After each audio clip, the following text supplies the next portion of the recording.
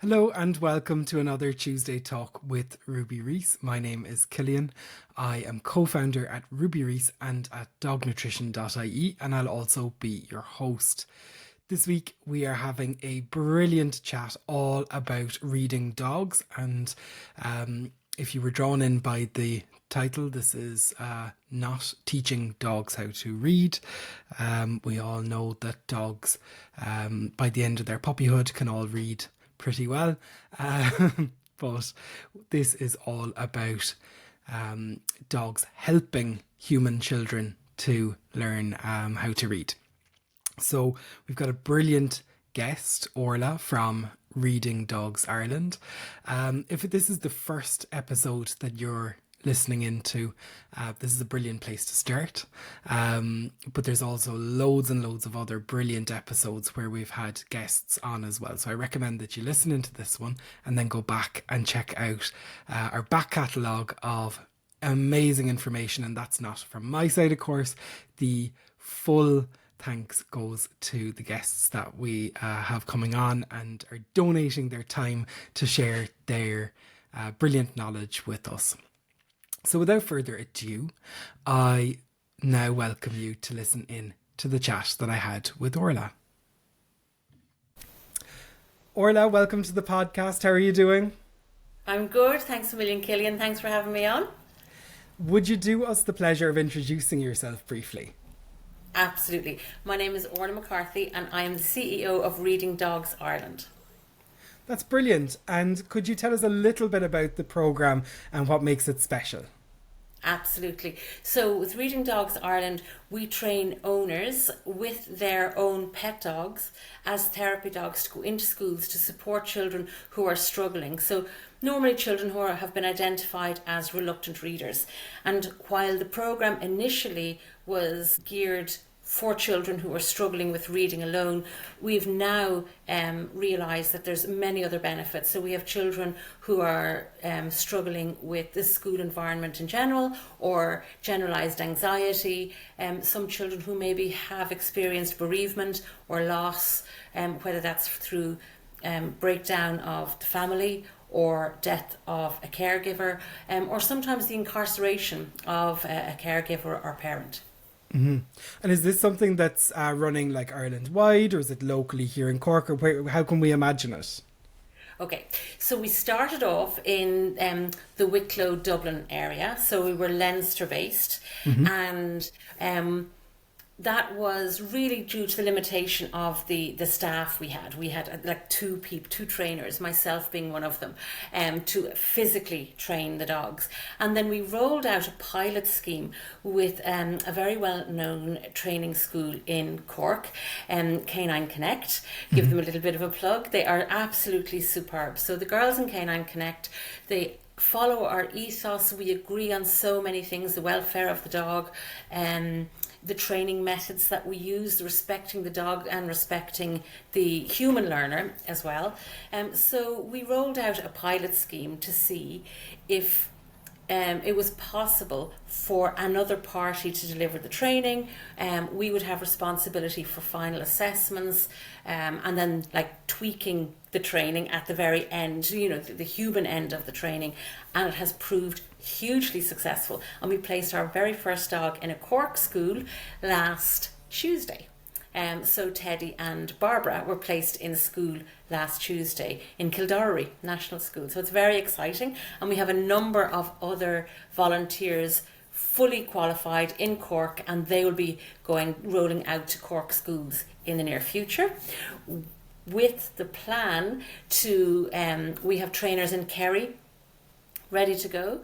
So over the next couple of months, we will be rolling out to Kerry, Wexford, back to Wicklow, Waterford, and we also have a trainer in Mayo lined up to train. So we're just on the cusp of branching out across the country. Totally. So it's such an exciting time for you guys, and it's exploding, really. Yeah. Yeah. And I suppose, like, first of all, I love that you gave Canine Connect a shout out, because I've met the ladies from Canine Connect a couple of Oh, they're times. great, aren't they? Yeah. It's brilliant. So if they're listening in, they better watch out, because they might be getting an arm bending into a podcast episode any day now. But when I think of people, but what I really wanted to ask as well is, maybe could you tell us a little bit about what got you involved in the program, and how did you get started off with, I suppose, training therapy for dogs, and particularly around children's literacy? Absolutely. Well, I suppose a little bit about my back history. My initial qualification, I'm a teacher of human children. So as a Montessori teacher, I got my qualifications there. So in my early years, when my family were young, I was teaching human children.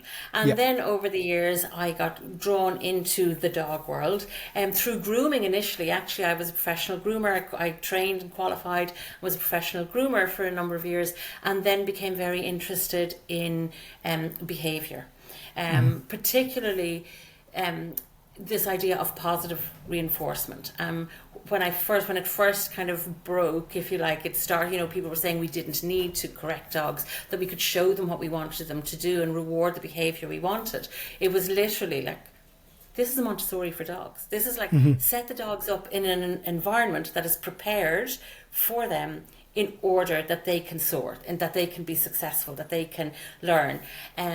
And it just made complete sense. And of course, once you get involved with something, I just dug in deeper and deeper and deeper, and ended up getting my qualification in training and behaviour.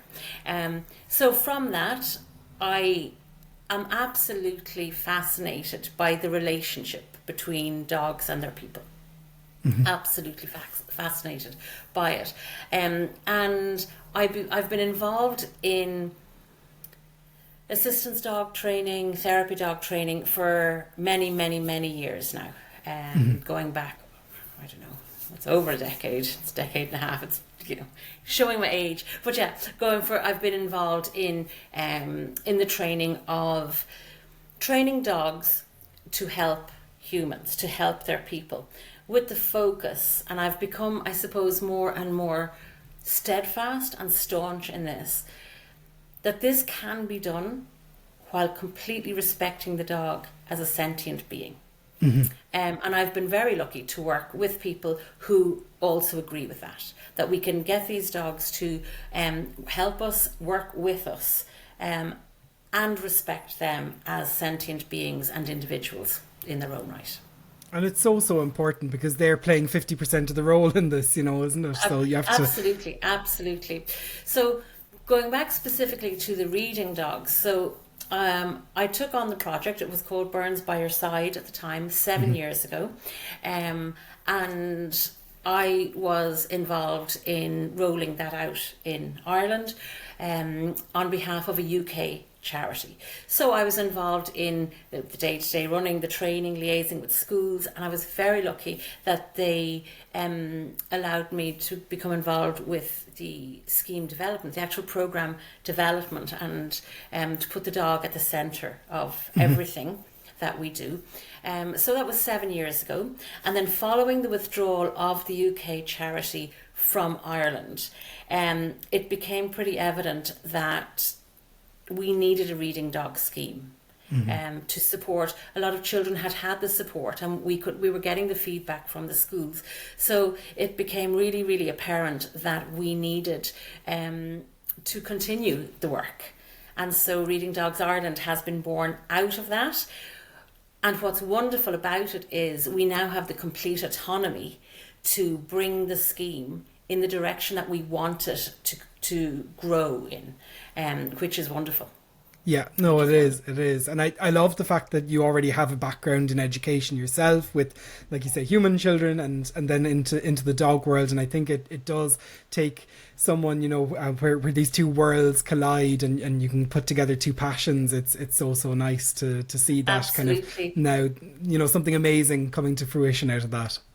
Absolutely, and it's been wonderful because my right-hand woman, Vanessa, she's also the same. She's from completely coincidentally, we've worked together for a long, long time with dogs, but coincidentally, Vanessa's background is also Montessori. So there was just this unspoken understanding between the two of us, the direction that we wanted to go in and grow in, and that sometimes you work with somebody and their focus is the human education side, and they're not aware of the needs of the dog. And then we have others who it's all about the dog, and then they lack a little bit, on the education side. So we're very lucky that we just have this incredible working relationship where we both understand both and are fully committed to, I suppose, maximising. And for us as professionals in the field, I could not ask for somebody else. Like, it's wonderful for both of us that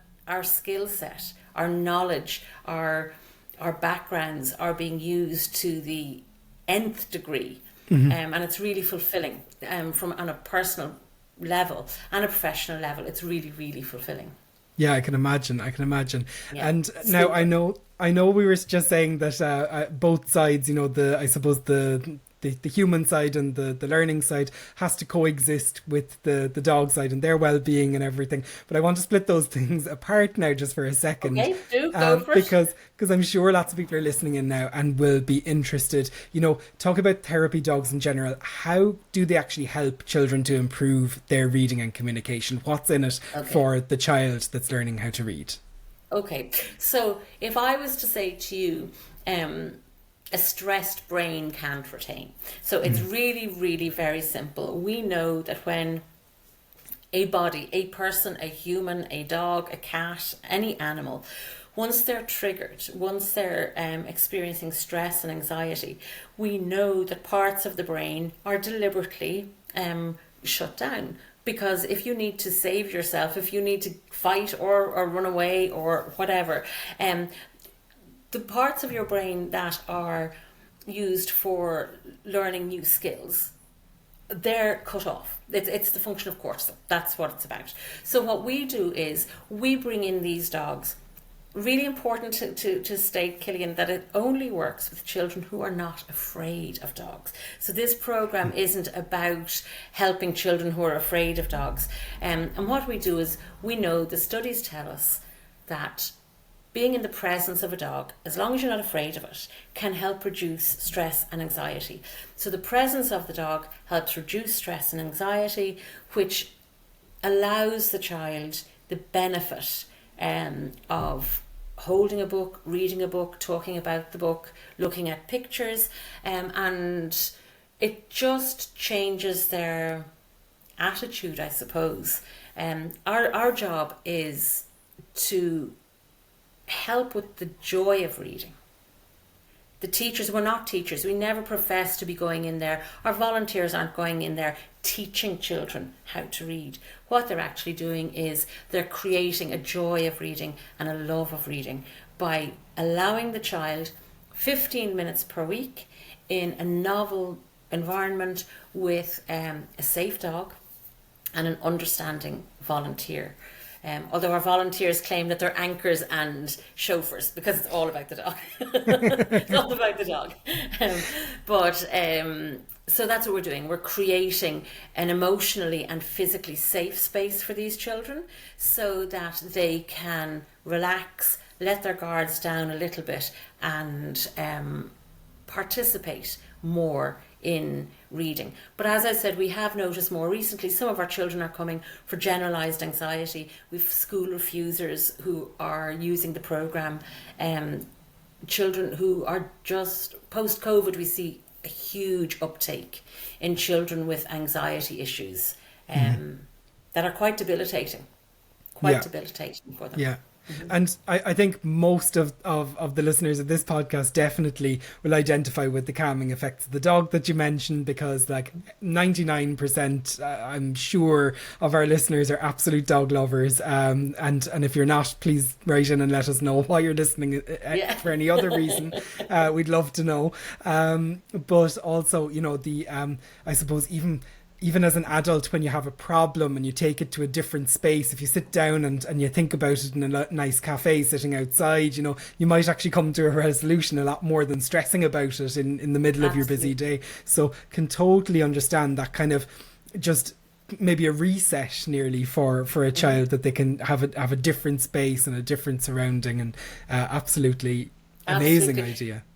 And the other thing is, it's not a once-off. So the children sign up to a course with the dog. So they sign up for a full term. So they get to visit the dog for an entire term with the scheme. Okay, so it's not one and done. This isn't one or two times. This is kind of like 10 or 12 sessions potentially. Yeah. Okay. Which makes a lot of sense as well, and they kind of get used to doing it and hopefully build their skills over time as well. And then you're obviously looking for a special type of dog as well when you're looking for this, because I know plenty of Frenchies, I know plenty of St. Bernards that may or may not be better or worse for this kind of role. What qualities are you looking for when you're selecting a dog to join a program like this? This is a really interesting question, because people tend to think we're looking for quiet, calm dogs who sit in your lap and don't move and all that kind of thing. And we have had people who've brought those dogs to us. And then it's the people who tend to respond on social media and say, oh my God, I could never do that because my dog is mad, my dog is crazy, my dog jumps on everybody, my dog wants to say hello to everybody. And I'm going, give me that dog. So they're the dogs we're looking for. We're looking for pro-social dogs. Dogs who want to interact with strangers, who, if they were let off the lead, they would choose to approach strangers looking for interaction with them, looking to say hello, looking to, like, they seek out strangers. And that's really, really important for us, because behaviour can be taught. Lying quietly is a behaviour that can be taught. Being calm, walking nicely on a lead, it's a behaviour that can be taught. So temperament is absolutely everything. And it's really interesting, people who come in for their initial assessment, their temperament assessment, and like they're sweating and they're going, oh my God, and they want their dog to walk, and I'm going, and we keep telling them, forget it, but we just want to get to know you. They're not the training is there to teach the dog the skills they need for school, and to teach the people the skills they need for school. But what we are looking for is pro-social dogs. Vitally important that the dogs that we bring onto the programme, we always say, if their lead was off, would they choose to do it for themselves? And if the answer is no, well, then that dog shouldn't be in that role. Okay. That's I suppose that's just the beginning, the middle and the end of it. That the dogs need to want to be there. They need to want the interaction, and it's vital that they enjoy the interaction. And we have so many people who have come for assessment and their dog is like hiding under their legs, and they say, oh, he'll warm up in a few minutes, and the dog wants to be close, which is absolutely perfect. Nothing wrong with that dog. Absolutely nothing wrong with that dog. However, to ask a dog who is a little bit reticent about meeting new people to go into a school environment with crazy human beings, it's not fair. Yeah. It's not fair.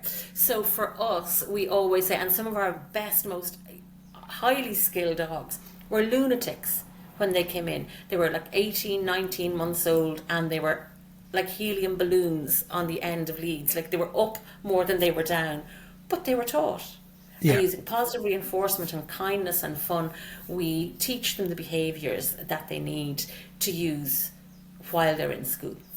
Well, you're saying all the right things to get a little French bulldog from Ballincollig onto your list, really, because I told you, she is mental, and she goes to so loads of people that listen in as well will have met us at different markets and dog kind of events around the country, and Ruby is that type of dog. She wants to be out in the middle of the centre of attention. Like if she was left off lead in a market, she would go around and visit everyone and expect them to give her attention. Now I'd say you'd probably still have your work cut out for you for training, but And you know, it's funny because people think that there is this, we have created this Disney ideal, and you know what, we're all guilty of it. We have created this Disney ideal, and there is this idea that dogs are there for our benefit. Yeah. That they're there to protect us, they're there to mind us, they want to protect us, they want to mind us, they want to, you know, do everything for us. And it kind of shoots people in the foot. Like, that's not fair, because what happens is, I'm going to use the word, we dehumanize dogs when we start thinking like that. I know that sounds nuts, but we start thinking that they're there for us, and they're not. And I suppose if I was to sum up our ethos, which we're very proud of as a charity, and that is that the welfare of the dog supersedes the benefit to the child. And that sounds quite harsh. But we need to make sure that in any event that their dogs are in school with children, that the dogs want to be there, would choose to be there if they were taken off lead. And most of our dogs, when they get to the school gates, their bums start, the tails start, they're delighted, they want to go in. We have one dog that during school holidays walks past his school, puts his chin on the school gates and literally goes, because he just wants back into his children. And that's what we want. That it's the highlight of the dog's week, that they actively enjoy it.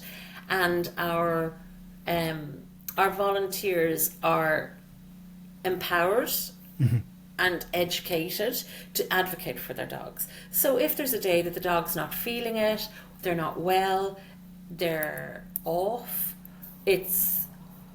they are encouraged to end the sessions and take the dog out. And that's so lovely, because it obviously creates a space then that it's a positive experience for everyone, or it sets it up for success for everyone, including the child, including the handler, including the dog, you know. And that's what you want, is a positive, happy environment. I mean, that's what we're going for here, isn't it? Yeah, absolutely.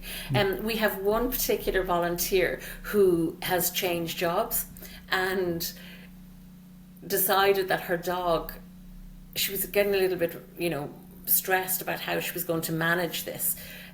So she has decided that she works up a few hours and then takes an extra long lunch break and goes to school with her dog. And it was really interesting because she said, I couldn't do it to her. She'd miss it too much, meaning her dog. Yeah. That it was the highlight of her dog's week. So it's really, really important that we recognize that dogs are sentient.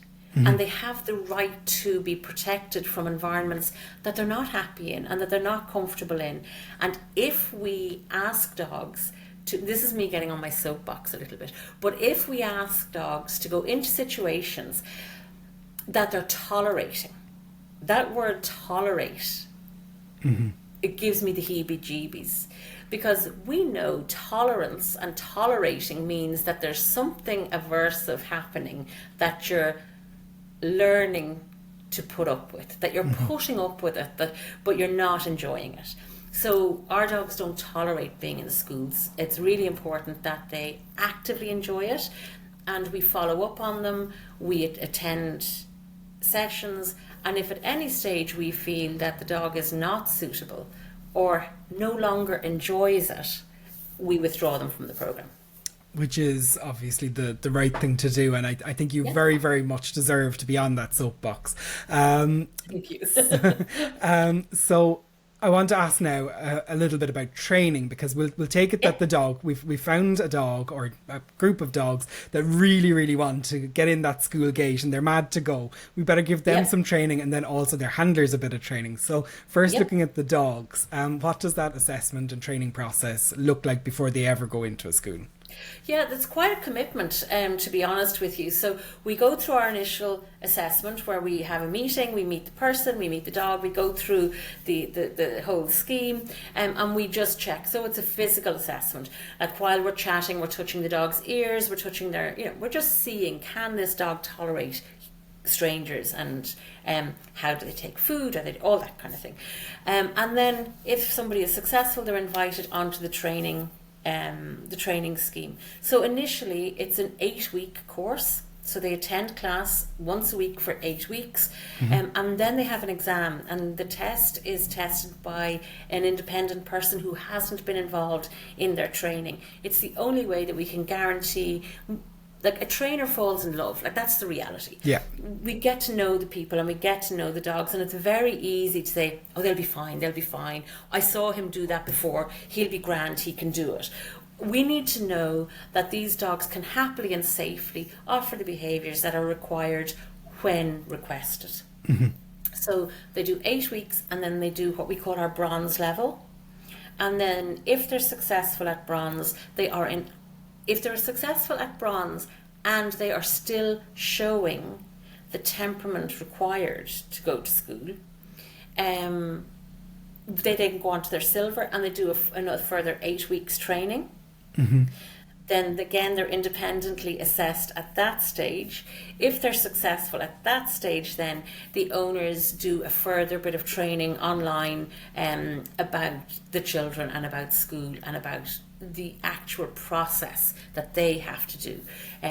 Throughout the training, the dogs are learning and the owners are learning.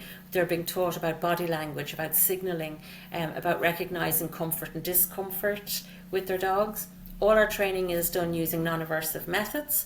And I really want to point out to people that the dog gets to choose what's aversive. So non-aversive methods doesn't just mean giving cheese or giving chicken, we do all that. We give cheese and chicken and ham and all, whatever works.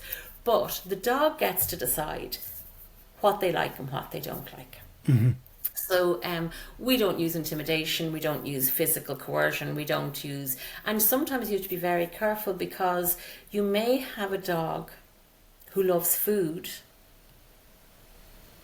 doesn't really particularly want to do something, but their love of food overrides their discomfort. And we have to sometimes say to people, we're using food to coerce this dog. Okay, yeah. And then we're on a slippery slope. Then we're on, like, funny ground at that stage. If we're asking a dog to put away their personal feelings about something because it's worth doing it for chicken, or it's worth doing it for cheese, so it's really important that we are constantly assessing and monitoring our dogs on the courses to make sure that they're genuinely in the conversation. Most of them drag their owners in the door. Yeah. Most of them do. We had one little dog, I'm going to call him out Brucey. He's absolutely cool, little long-legged terrier. And we used to laugh because at the end of class, he used to park his backside on the floor and refuse to move. And he'd look back at us. He's somewhere on the Facebook page. There's this look over the back of his shoulder, as if Vanessa and I were completely like breaking his heart. It was like, what do you mean you're going to let him bring me home? He just loved the classes. He loved food, he loved the fun, he loved the learning. And he really, really enjoyed the class, but he hated going home. He'd run in and he'd park, and he has the most gorgeous owner. Yeah. It was just, he loved the class. Yeah, these were his activities. These were his extracurriculars, kind of, really. Yeah.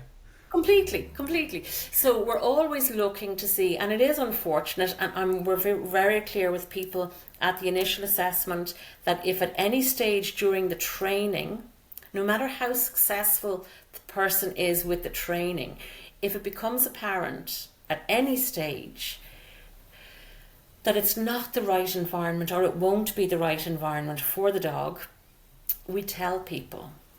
And they don't continue on the programme. They're horrible emails. It doesn't happen that often, but it happens. They're horrible emails to write. They're horrible decisions to make. But if we push dogs through that are tolerant, as opposed to actively enjoying, as I said, I think we're on a slippery slope of treating dogs as commodities and treating them as things, as tools, as opposed to what they bring is themselves. Yeah. That's what they bring to the table. And it's difficult. It's difficult. Now, most owners, because we coach the owners as we go, we would never just out of the blue say, oh yeah, it's not going to work. So we would be we would be coaching owners and making them aware of certain things that we're seeing that might be an indication. And I suppose. Oh, sorry. I was just going to say, I think it's so important to underline, what you've already said, because I think that the welfare of the dog is the welfare of everybody as well, or could potentially be.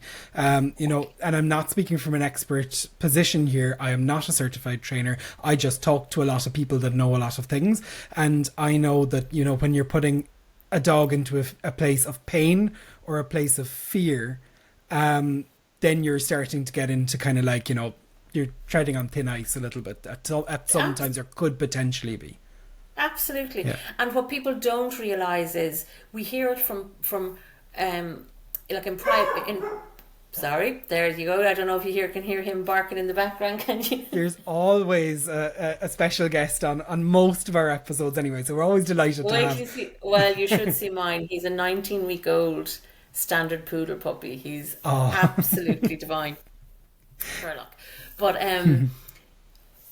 we hear it when we're in private practice. You hear, and you see it all over social media, I need to rehome my dog. My dog bit out of the blue. It came from nowhere, and it never comes from nowhere. That's the reality. There's always subtle little signs. And you're 100% right, Killian, about the dog. If we keep the welfare of the dog at the centre of everything we do, and not just, people get head up on physical welfare. Are they too warm? Are they too cold? Do they have water? We're talking mental health. We're talking emotional welfare. We need to keep our dogs safe emotionally and physically so that we can keep everybody safe physically. And for us, it is really, really important. And that's why we hammer it home that the welfare of the dog supersedes the benefit to the child. Unfortunately, worldwide, we see therapy dogs, assistance dogs in various situations. And those dogs aren't happy. And you can see that those dogs aren't happy. And for us and our code of ethics, that's a line we're not willing to cross. Yeah. These dogs don't ask, and that's the other thing. They don't ask. They don't wake up one morning and say, "Hey, can we go and volunteer as reading dog, as in a school?" So they need to be on board. We need to see that they're actively enjoying it. So once they finish their second course of training and the humans do their learning theory about children and about reading and literacy and that. The final thing is a visit to the school.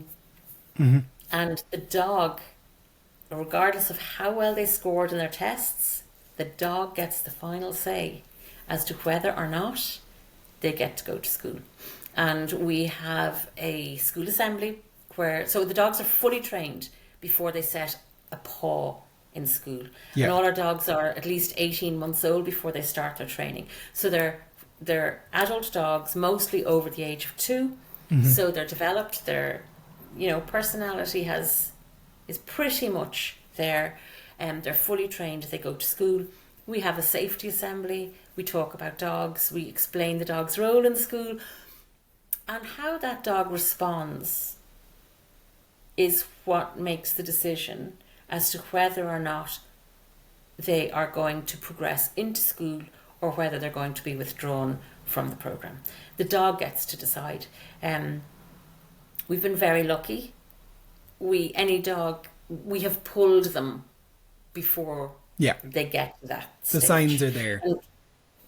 And what we try and do is we try and give enough information and educate the owners enough that the owners come to the realisation themselves that actually, in hindsight, while I would love to do it, I don't think this is the right role for my dog.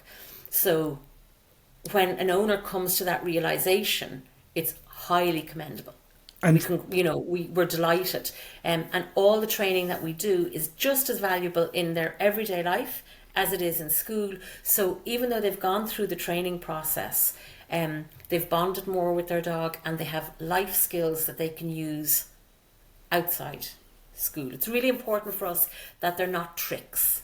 Yeah, absolutely. We're not teaching tricks. We're teaching life skills that can be used either in the school environment, as it happens, but out and about, or at home. Yeah. For owners. Definitely. And I think say stepping out of the program, like you say, is, you know, it's definitely not failure, because if you've gotten to a point where you can read your dog well enough and to really understand, you know, where they're happy and where their happy place might not be, then I think you've already, you know, you're probably in the top 10 or 20% of dog owners in the country. So you've got that bond. Empathy. Mm-hmm. It's that empathy, and we really, really strive.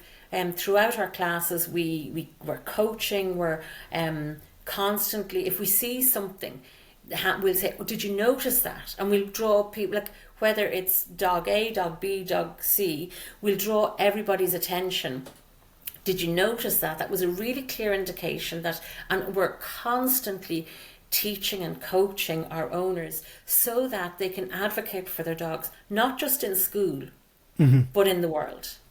And one of the biggest ones is giving owners permission to say to strangers, "Please don't touch my dog." Yeah. It's not one appropriate. Of, I don't want you touching my dog. And it's something we all struggle with. We've spoken on this podcast at length about this so many times, how difficult it is, and we should be doing it. And there are situations where we know Ruby does not like being patted on the head by someone that's never handled an animal ever before. Absolutely. And you know, it's hard to be in that situation, because you want to give that adult or child, you know, that lovely experience they were expecting, but sometimes it's just not appropriate, and you have to. Yeah, absolutely. Yeah. And in school particularly, we educate the entire school population, teachers and students, that like the dog is not, they're not allowed to rush the dog. There's not allowed to be hands all over the dog. We just don't allow it. It's like, absolutely not. And if it comes to our attention that it's happening, the volunteer is pulled up on it. Like, nope, not like, it's just not okay. Now, most of our dogs, if you let them off lead, they'd be in the middle of the schoolyard on their back. Yeah. And they'd be inviting all the hands. But it's just, it's not good practice for children. It's not, you know, it's not good practice for anybody. So, yeah, we just try and teach, and the children listen more than the teachers, I have to say. I can imagine. But on behalf of the dog community of Ireland, thank you so much for your service, because alone just teaching the school-going population that, you know, maybe think twice before just reaching out and petting a passing dog is just so important and so valuable to us all, regardless of everything else that comes along with the program and the amazing other work that you're doing. That alone is an absolute accolade. Thank you. And so I suppose there might now be schools listening in as well, or someone that's working at a school or somehow involved with the school. How did the schools get involved, and how did they apply to be part of a program like this? Okay, so we have a number of different ways that schools come on board. And one of the ways is a school hears about us, tends to be a teacher hears from another teacher in another school, and they want a dog. They hear how great the program is and they want a dog, and they can apply directly to us. Sometimes we have a volunteer who's on the course and they have a school in mind. We try and place our volunteers in the school local to them, which in makes their sense. most local school. We have found that for various reasons, both educational and practical, it is the best practice to have the dog living very close to their school. So sometimes the volunteer will come and say, I know a school and I'd like to have my children go to this school. I've already discussed it with the principal. The principal thinks it's a great idea. So the dog goes there. Other times, as I say, we have schools who apply to us. And then sometimes we have a volunteer who just arrives in does all their training, and we just reach out to their school and say, we have a volunteer in your area, would you like to learn about this scheme? They would be interested in volunteering in your school, and most schools just say yes please. The first thing they want to know is, how much is it going to cost us? We say nothing, and they say yes please. Yeah, absolutely. So our biggest problem sometimes is schools apply, we don't have a volunteer in their locality. And in that instance, we will help the school to put out a broadcast to their school community. And it could be a grandparent, it could be a neighbour, it could anybody within the school community. And what we'll say is, send us some dogs that you think, or a dog that you think will be suitable. We'll do the assessment, and if their person is willing to, we can train up that person specifically for your school. That is amazing. So at the moment, the demand outweighs our ability to place volunteers. Yeah, okay. I can imagine. That, all right. Yeah. And I suppose on that note, it would be important as well to ask now, if someone's listening in and wanted their dog to become a therapy dog, what would be the first step for them? Is it reaching out? Well, the first step is I can put on our Facebook. You can always, if you find us on Facebook or Instagram, absolutely you can pop us off a message, and we'll send you an application form. And the application form it asks, you need to have 16 weeks free to do the training. You need to be able to commit to at least one visit a week to a local school during term times. Because that's the strength of the program, is the continuity with the children. We ask various questions, and then if we think the dog is suitable, then we invite them to come and meet with us, and we do the temperament testing.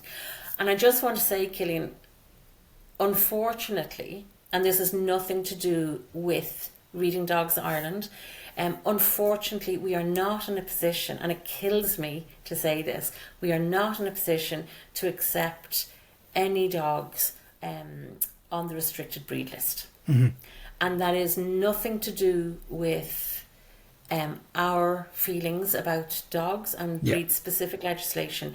It is the legislation, and our insurers won't insure dogs that are on the restricted breed lists or crosses of them, unfortunately. Hopefully it'll be revised in time, and then each dog can be judged on its own merit. But as it stands at the moment, we cannot accept dogs, which is... Well, we have to play within the rules of the law. It's unfortunately it is out of our hands. Absolutely. Regardless of our own personal opinions, on exactly. Specific legislation. And you mentioned 16 weeks. Is this 16 full weeks? Is this weekends of 16 weeks? Is how much of a commitment is training per week during the training weeks?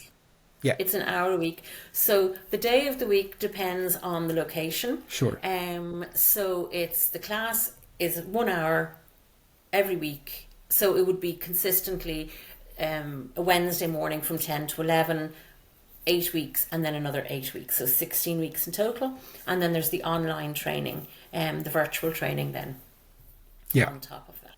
Okay, well, so that's I think that definitely commitment, that commitment.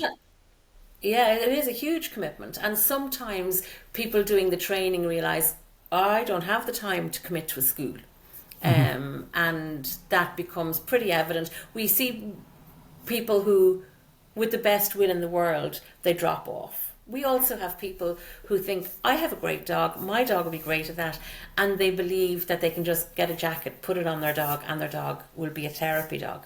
That's unfair to the dog, and it's unfair to the children. We have to prepare our dogs as much as possible, and we need to know that they will thrive in the environment, not simply tolerate it. Yeah. I know I keep repeating the same things over and over and over. But it's so important because we all need to hear it. So it's so important. And you mentioned earlier as well about reaching out. So we will put all the social media handles and everything into the show notes as well for everyone that's listening. So wherever you're listening, you'll be able to find them in the show notes. And So we're going to imagine that lots and lots of people are now reaching out. How do Yeah. you see that the program might grow over the kind of near future? Well, as I said, it's very exciting. So currently, we've lost a number of dogs recently. It's just what happens. We've had dogs who have aged out. We're 7 years going now, so we have dogs who've aged out, and it's really important that when they start becoming sore and stiff, and even though they might enjoy it, the owners are getting really good at recognizing that maybe it's not the right place for them. We have lost dogs. We have had dogs who've passed away. So we currently have 120 children a week that are availing of the services, that are availing of a session. And over the 3 terms, that's 360 children a year are currently, with the numbers we have. It used to be higher, but as I said, we have lost a number of volunteers. They move on, they move house, they get jobs for different reasons. We have 20 volunteers fully qualified and ready to go to school. They'll be placed over the next number of months, which again is another 240 children in the next year that will avail of the service. We've 8 currently in training, actively in training at the moment, with classes opening in Kerry, Wexford, Wicklow, Waterford and Mayo, and then no doubt another Cork class. We've just completed Cork, but no doubt another Cork class will be coming on. And each one of those classes represents potentially 6 new volunteers. And each of those, if you take it, even say 30 new volunteers out of 5 hubs, that's again another 360 children who are being helped, and in addition to that.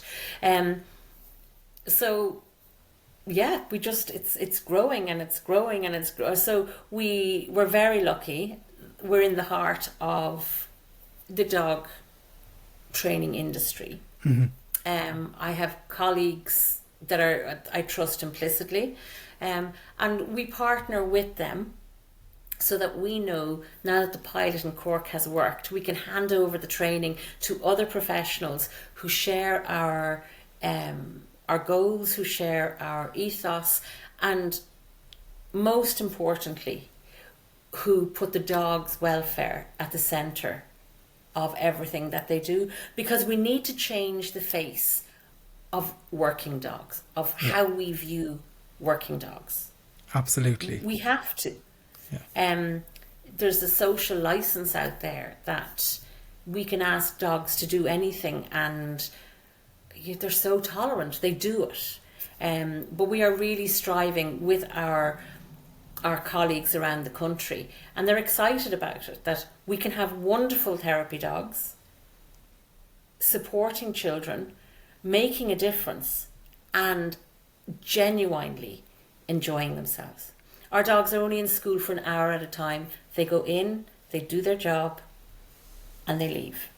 Because they're dogs. We don't have them in school all day. Amazing. Yeah. Yeah, no, it's such powerful work that you're doing, and honestly, it's Thank so interesting to hear about.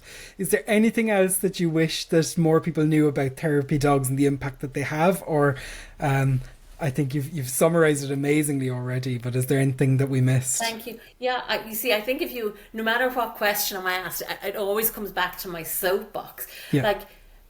Dogs have been in therapeutic roles for years and years and years. And I'm not talking about dogs wearing jackets. I'm talking about our family dogs who offer therapy, who offer companionship and comfort. And that comes from a place of relationship. Yeah.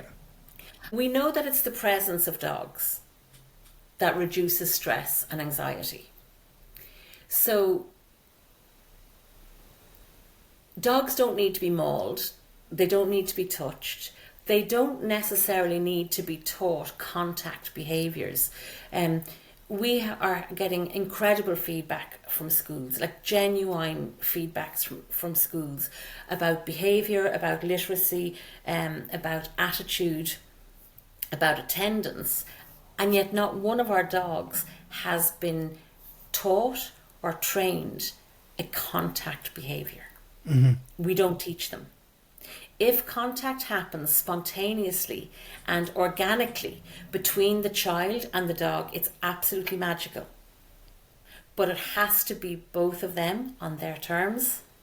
We don't ask a living, sentient being to make physical contact with an unknown person because we feel it'll benefit the person. And I suppose for us, that's a line we're not willing to cross. It's their presence, and there's studies out there to show that their presence is what makes the difference. And as I said, if they curl up on your lap or they lie up on top of you, it's fantastic, and we absolutely roll with it if it happens organically. But dogs in therapeutic roles, they just bring something amazing in your own home. In our case, in the school environment. And I do think there is a danger of exploiting that. And I think dogs are exploited regularly in a therapeutic role because they're very tolerant. And it doesn't need to be the case because, like you say, you've got schools that are telling other schools about the amazing work that you're doing, and everybody wants to be at the party. So it's so and if we respect the dog and their personal space and their preferences and their own temperament, they'll want to be at the party too. Yeah, exactly. So I think that's really what we would love to see genuinely addressed. And just because things have been done a certain way for X number of years doesn't mean that there isn't another way to approach it and get just as good results, while putting the dog's personal preferences and personal choice at the centre of everything that we do. I don't know if that answers your question really. It does. And it's brilliant. Thank you so much, Orlagh. Number one, for the amazing work that you're doing. Like I said, not only for the children that are directly in contact with the dogs in the programme, but also everybody in the school and for society at large, I think, as well. Just to have, that education in and around dogs. I think if you can kind of, touch one or two people, it kind of has a ripple effect out. So when you're doing this with hundreds and hopefully even thousands soon, this is going to be amazing for progress in our whole society and our society's relationship with dogs. So number one, thank you for all of that, and number two, thank you so much for coming on and sharing all of your stories and your experiences. It's so nice to hear about it. We appreciate your time and your sharing so much. Oh, thank you for inviting us on. I say watch this space, because hopefully Reading Dogs Ireland will just continue to grow, and that we can see that we can absolutely have our dogs in therapeutic roles and respect them as well, because they're just joyous. Like, dogs are just joyous. They're just, if they want to be there, it's fantastic. Absolutely. We couldn't agree more. Amazing. Thank you, Orlagh, for coming on once again, and we look forward to speaking with you again very soon, hopefully. Thank you very much. And we need to get Ruby in for assessment. Okay, we absolutely will. She'll love it. Centre of attention as usual. She'll love it. Built her a stage, she'll be there. Excellent. Thank you, Orlagh. Thanks a million, Chat Killian. soon. Take care. Bye. And once again, a huge thank you to Orlagh for coming on and telling us a little bit about the work that she does at Reading Dogs Ireland. I'm fascinated by this programme, and I'm sure lots of our listeners, you, the listener, will be interested in finding out more as well. So we do have Reading Dogs Ireland social media handles and ways to get in touch in our show notes as well. A quick reminder that, the requirements for a dog, the basic requirements before signing up for an assessment will be that your dog generally likes human contact and enjoys meeting new people, that your dog is at least 18 months old. And additionally, one piece that Orla shared with me afterwards was that we forgot to mention dogs should be in your home for at least 12 months, just so that they're fully settled before starting any sort of assessment for Reading Dogs Ireland. So that would work for some of you guys that have rescued dogs. This is not something for right away after rescuing, but this could be something that comes down the line after they've been at least a year in your home. So thank you very much for listening in. Another reminder to go back and check out our other episodes that we've had the pleasure of speaking with loads and loads of guests about all different types of topics. Also feel free to share these episodes with their wonderful bank of knowledge with your friends and family that are interested in dog topics, because it just does justice to the amazing information that's shared here, to get it out to a wider audience and let more and more people benefit from a free resource that people are so kind to come on and share with us. So without further ado, I wish you a lovely week, and we'll be back with another episode next Tuesday.